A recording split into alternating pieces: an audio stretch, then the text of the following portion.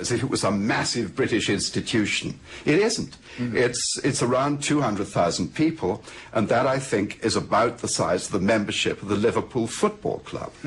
And it's therefore... So what's the rest of England up to? Well, I think it'll come back. I think a lot of things will come back. We know that this old order is dead, but Blair has got to go. He will never overcome the shame of Iraq. The same, roughly speaking, applies to Bush. We're going to have to wait 3 years before that happens. So a new world is emerging, and good things have happened. One of the things is that for the first time that I can remember, foreign policy is actually an electoral issue in this country because of the way it reflects upon our racial mixture here and integration and the anger among the minorities and finally votes. Een geluk bij een ongeluk. Dat het buitenlandse beleid weer een rol speelt in de verkiezingen. Dankzij de woede van onze minderheden. Maar daar zegt u zoiets. Want het kan wel zo zijn dat er een vijand binnen onze muren zit, in de vorm van dat onverantwoordelijke bedrijfsleven. Maar alles goed en wel. Het valt sinds 9/11, Madrid en Londen toch niet te ontkennen dat er ook van buiten de poorten op ons westerse fort geschoten wordt. Wat voor rol speelt de War on Terror eigenlijk in de wereld volgens John le Carre? Moet die, ondanks alle zelfkritiek, niet ook gevochten worden? En hoe dan?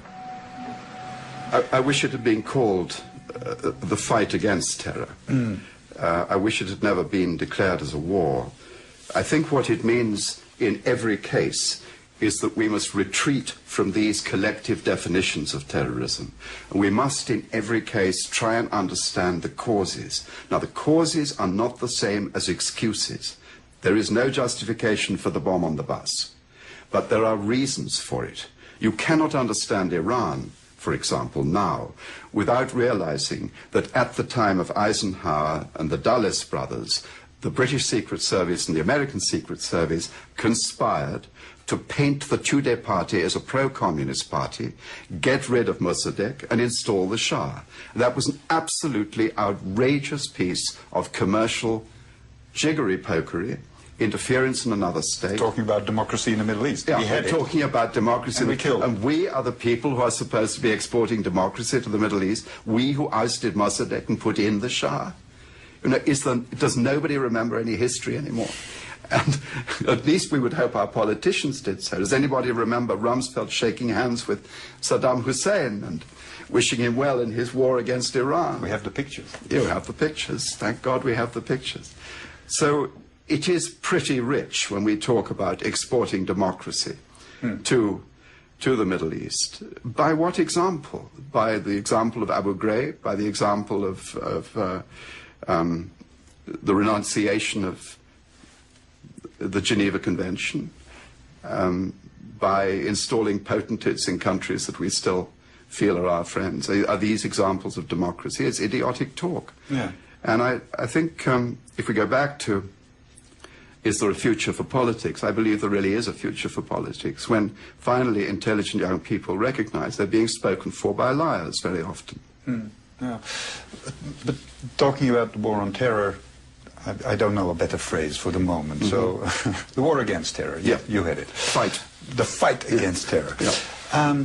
How does it play out here in England? As you said, in the mission song, you introduced the topic of identity. It's very strong there. Salvo, the protagonist, is a zebra. He's from mixed identity. And when he finds out about the mores of Great Britain's foreign policy, he's forced to choose for the Congo. Yes. Could it be that something like that, a mechanism like that, is at play with these boys who bombed the London Underground? Well, I really feel that it's such dangerous ground. I do not sympathize with these people, but I do understand how they get there. But then I've had a kind of first-class ticket to the terrorist mind, because in the early 1980s, I was in Beirut and I visited a lot of radical groups, and I stayed in the Palestinian refugee camps in Nabatea down in South Lebanon.